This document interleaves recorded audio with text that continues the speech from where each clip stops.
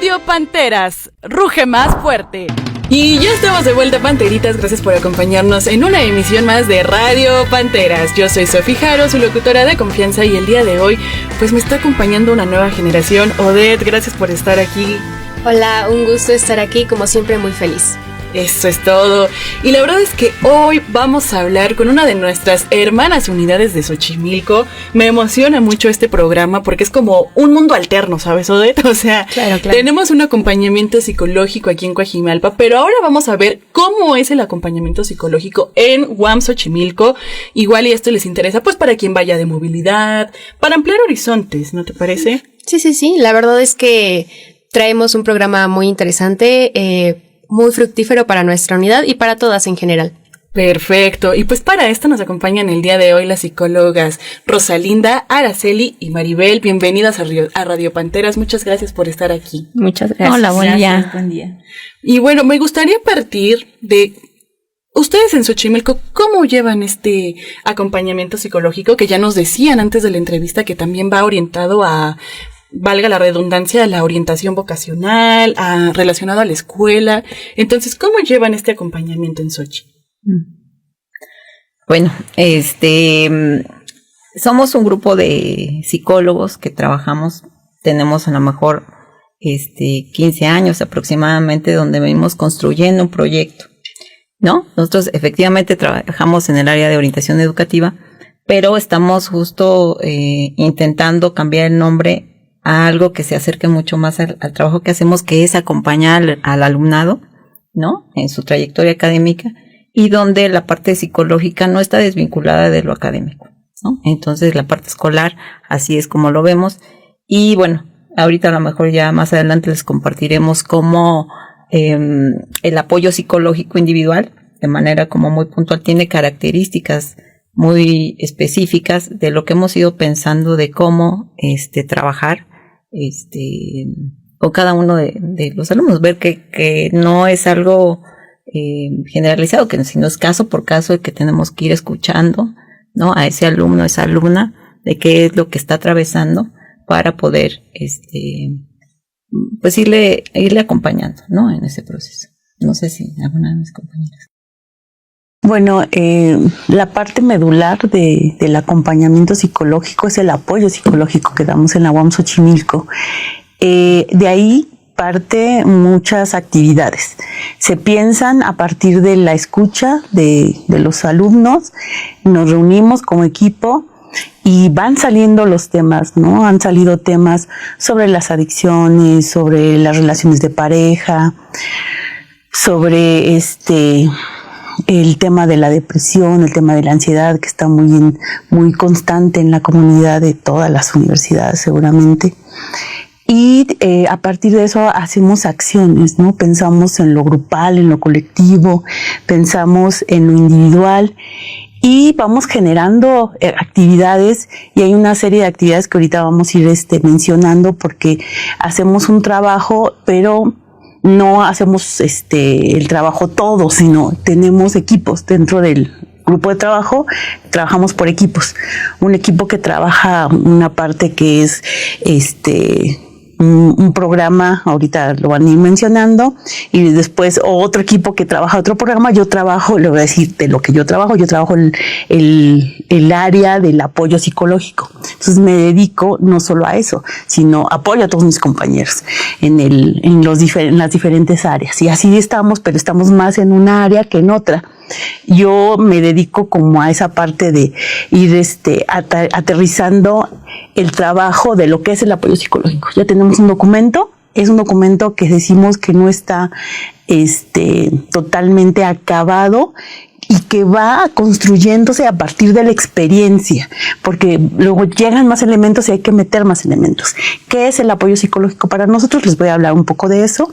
El apoyo psicológico es un espacio para nosotros, hemos construido esto, es un espacio de acompañamiento y es un espacio de escucha, donde el sujeto, así nosotros le llamamos, el alumno, la alumna, llega y puede expresar su sufrimiento psíquico, así lo mencionamos nosotros, su malestar.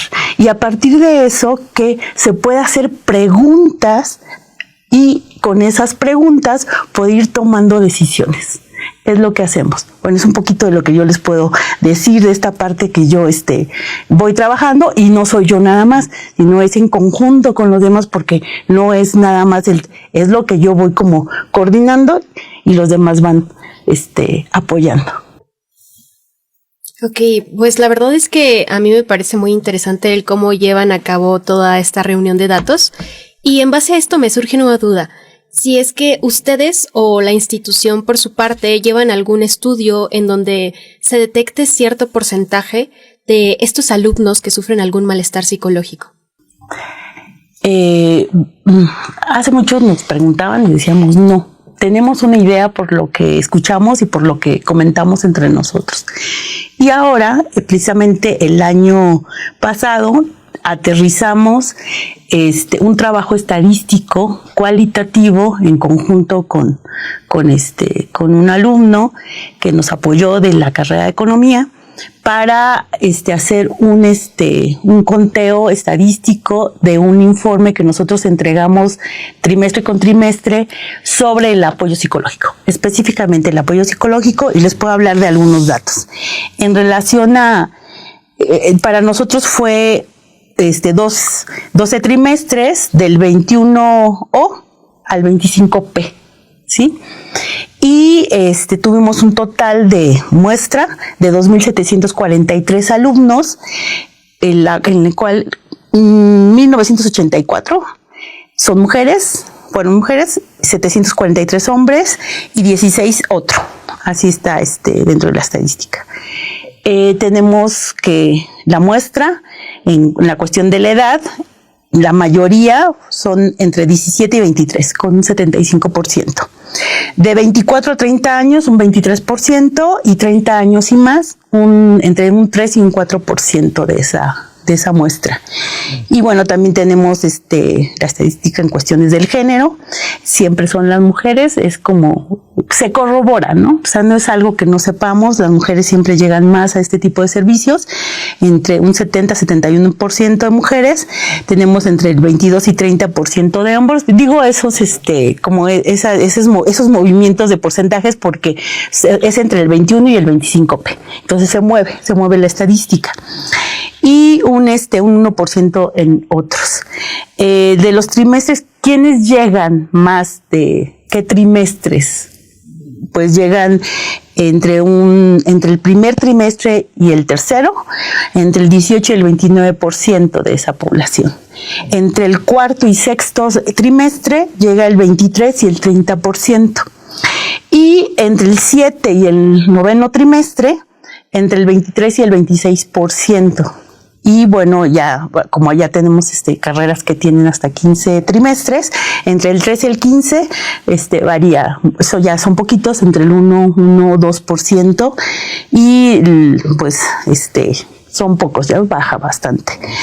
¿Qué divisiones? Allá tenemos 3 divisiones: Ciencias Biológicas de la Salud, Ciencias Sociales y Humanidades y Ciencias y Artes para el Diseño. Entre estas 3 tenemos que la mayoría, es muy lógico porque la división que tiene más carreras es Ciencias Biológicas de la Salud, con 17 licenciaturas. Entonces llegan más, precisamente, creemos que es por eso. Entre el 43 y el 48% de la población que llega son de Ciencias Biológicas de la Salud. Y en Ciencias Sociales entre el 41 y 44%. Y el que llega menos es Ciencias y Artes para el Diseño. Tiene menos carreras, pero también llegan menos. Pero hay un dato interesante en esta muestra, en este análisis estadístico, que empezó con el 8% y subió.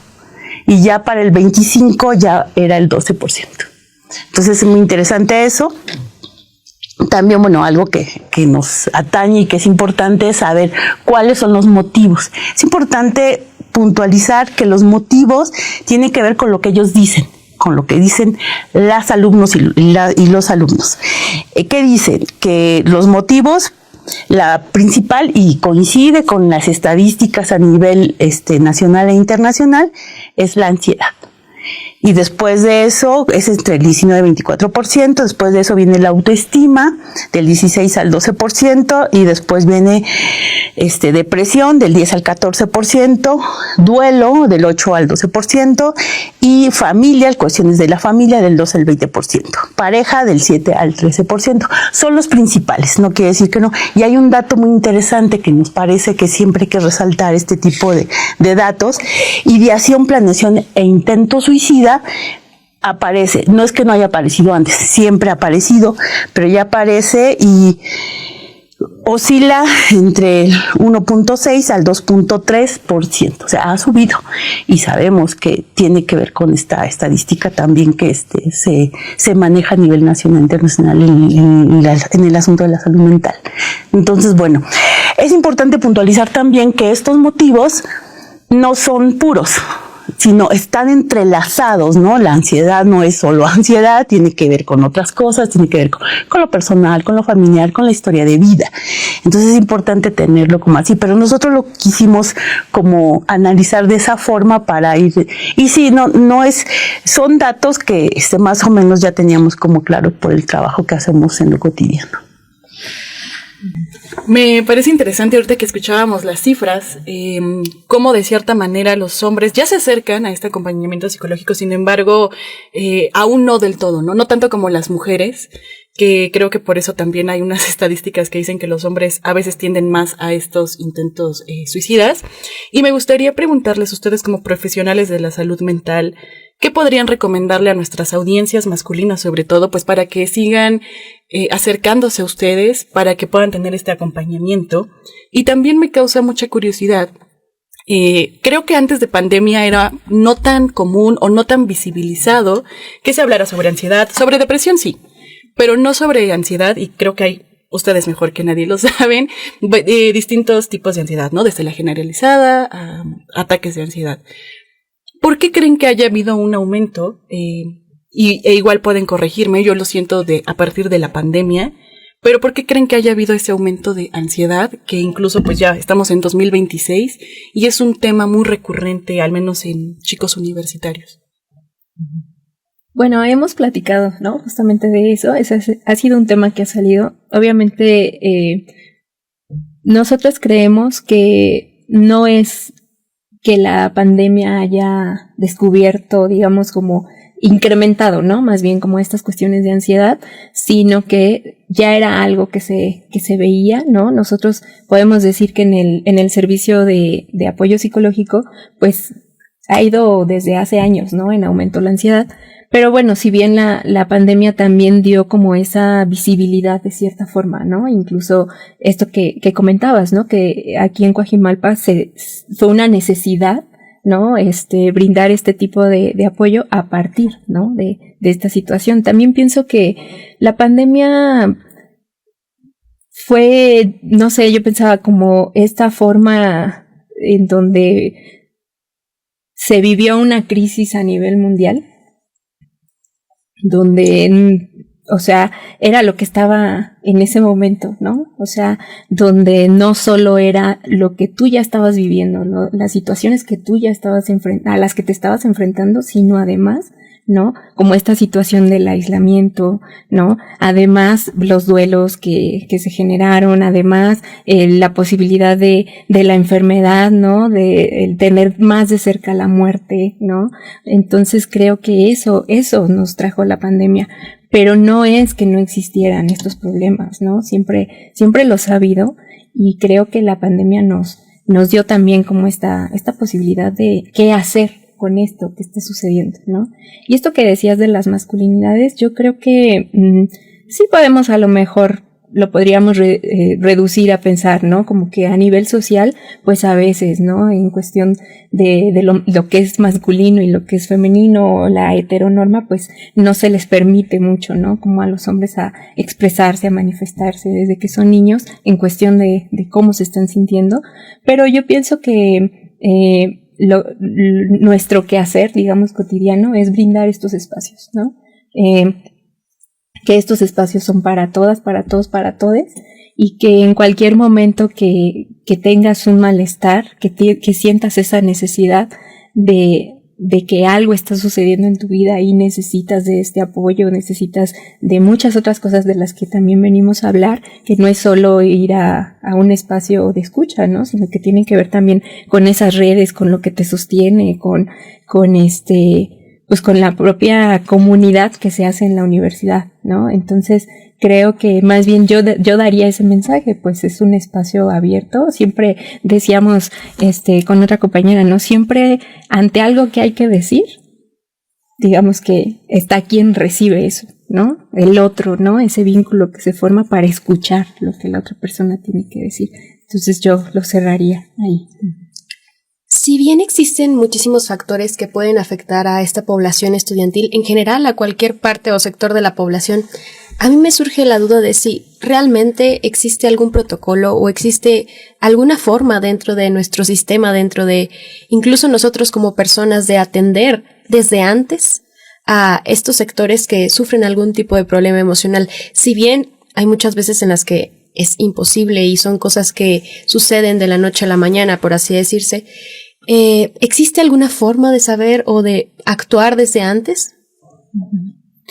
Bueno, yo pensaría que no es que surja de la nada, ¿no? Sino más bien a veces no hay como, y creo que mucho en las nuevas generaciones hay una imposibilidad a veces hasta de nombrar, poder identificar lo que les está pasando, y a veces, hace rato que decías, esto de los ataques de pánico, bueno, ese es una señal de algo que al mismo tiempo en esa persona hay una imposibilidad de poder apalabrar, ¿no? Y entonces surge como un ataque de pánico puesto en el cuerpo, ¿no? Que obviamente la persona que lo está padeciendo, pues es algo muy desagradable, ¿no? Que sienten que se van a morir, que se van a volver locos, y entonces el trabajo que nosotros hacemos justo es en función de darles un espacio para poder escuchar eso que les pasa, ¿no? Y aquí lo voy a cruzar con otra parte que tiene que ver con la medicalización, ¿no?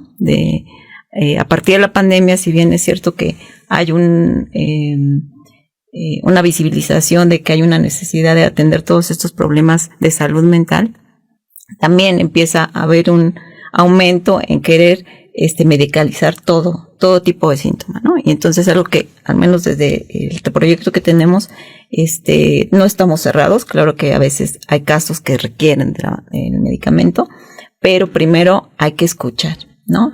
Hay que escuchar, y bueno, nosotros escuchamos, y el alumno o la alumna también tiene que aprender a escuchar lo que le está sucediendo, ¿no? Entonces, justo en ese espacio, lo que los acompañamos a hacer ese trabajo. A veces lleva un poco de tiempo para que esa persona pueda ir ubicando qué es lo que en realidad le está sucediendo, ¿no?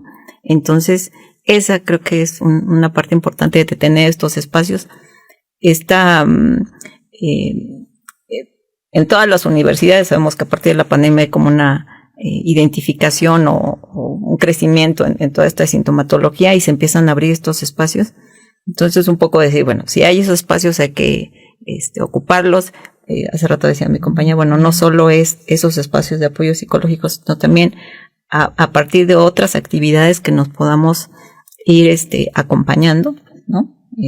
En ese trabajo para tener una estabilidad emocional.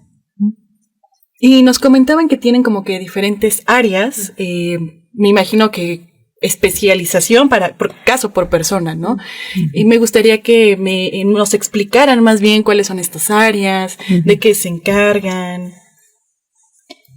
Me parece que el apoyo psicológico es fundamental, porque lo que escuchamos en los cubículos nos da una idea de lo que está sucediendo, pues no solo con ese alumno, sino también con los equipos, con los grupos, y a partir de eso generamos proyectos como de acuerdo a las necesidades, ¿no? Entonces, un poco los voy a nombrar, y a lo mejor ahorita mis compañeras me ayudan a poder explicar cada uno de las áreas que tenemos. Uno es el acompañamiento al desarrollo profesional del estudiantado, y ese espacio, bueno, es vida juvenil, ¿no? El acompañamiento a la vida juvenil, y por otro lado también el acompañamiento al profesorado, ¿no?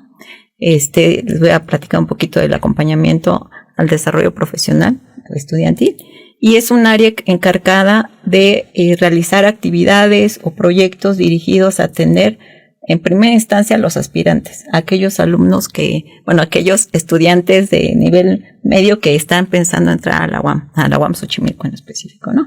Entonces, para eso, ese equipo de trabajo, hace una serie de iniciativas, reciben a los alumnos, reciben a veces escuelas de otros estados de la República y se les da una explicación, sobre todo porque ustedes sabrán que en Xochimilco tenemos un sistema modular, ¿no? Que es distinto, una forma de enseñanza-aprendizaje distinto al sistema tradicional que tiene el resto de las unidades. Entonces, eso es importante darlo a conocer para los aspirantes.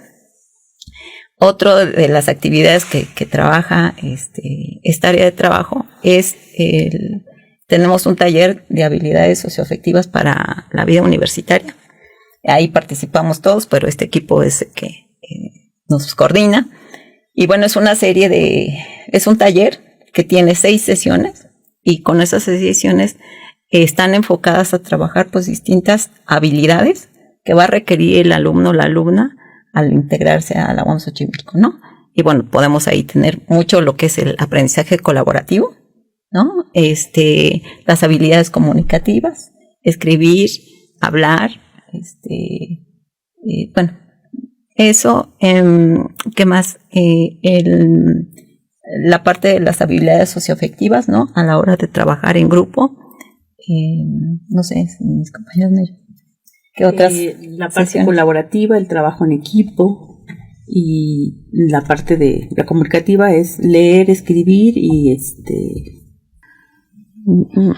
son 3. Y la parte del trabajo de la autoestima,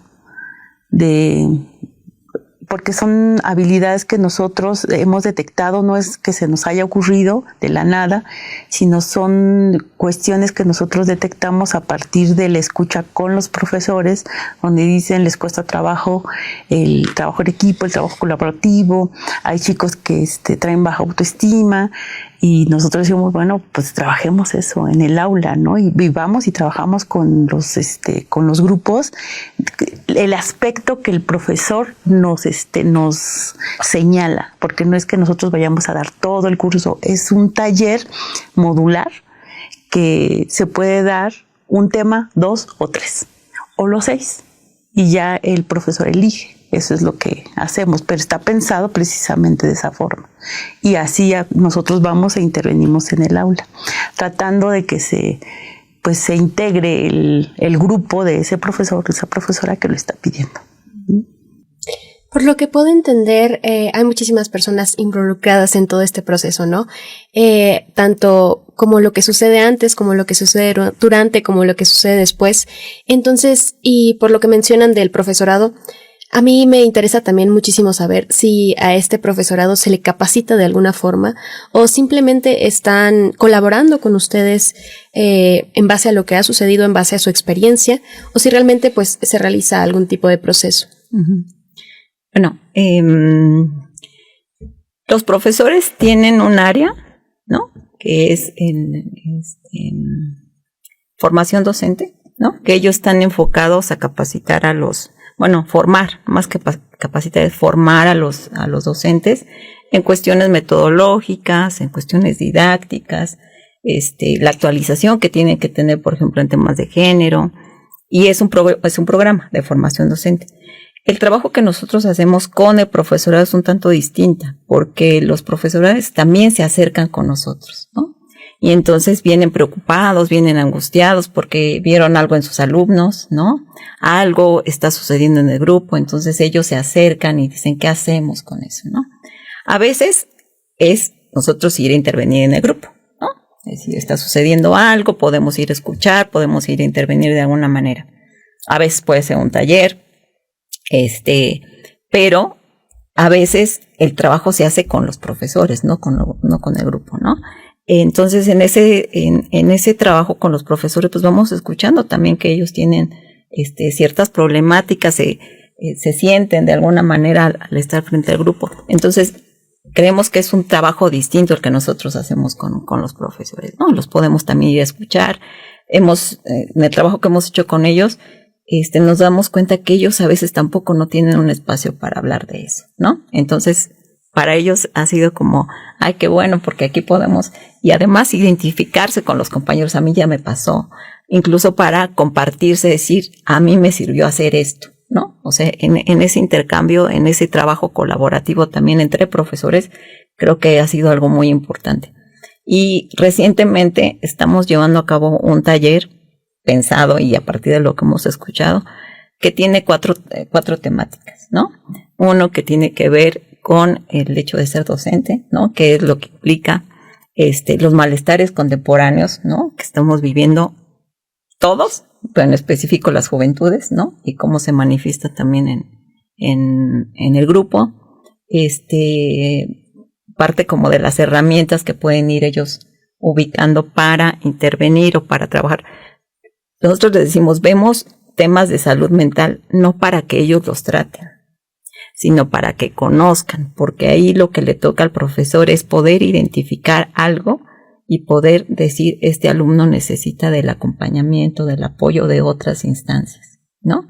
Que puede ser orientación educativa, no, el acompañamiento psicológico que nosotros les brindamos, que puede ser desde el servicio médico, que puede ser de programa universitario incluyente y accesible, o de la UPAVI, que trabaja con temas de género, ¿no? Entonces, bueno, ese es el trabajo que hacemos con el profesorado. Bastante interesante, porque justo creo que perdemos de foco que pues los maestros también son humanos, ¿no? También sienten, claro. Y qué bueno que tengan este tipo de espacios también para ellos, para que también puedan ayudarnos a nosotros. Y para ir cerrando un poquito, nos comentaban que tienen redes sociales, qué tipo de contenido comparten, cómo pueden acercarse a ustedes si es la primera vez que buscan este tipo de acompañamiento.